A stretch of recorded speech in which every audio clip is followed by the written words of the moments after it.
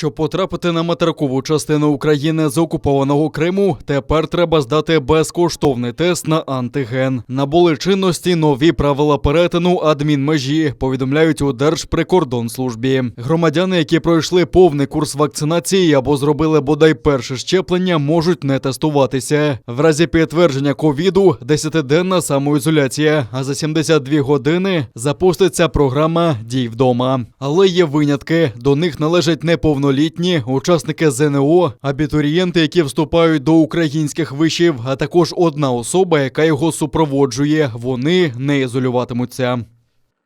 На КПВВ «Каланчак» пункт тестування облаштований в приміщенні ЦНАПу, Центру надання адміністративних послуг.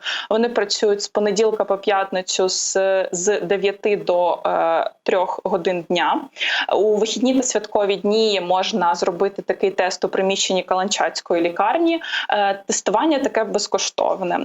На КПВВ «Чонгар» тестування проводять в приміщенні автостанції представники Червоного Хреста. І таке тестування проводиться з понеділка по п'ятницю з 8 до 4 дня.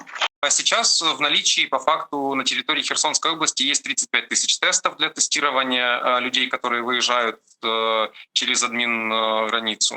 В ближайшее время, по информации Департамента здравоохранения, они ожидают пополнения этих фондов. Поэтому говорить о том, что какие-то проблемы в том, что недостаточно обеспечены тестированием эти пункты, сейчас не приходится. Перетинів адмінмежі окупованого Криму та Херсонщини поменшало на чверть, повідомляють у Держприкордонслужбі. За їх підрахунками, з початку року межу перетнули 296 тисяч людей та 37 тисяч автівок. А це на 25% менше, ніж у першому півріччі минулого року.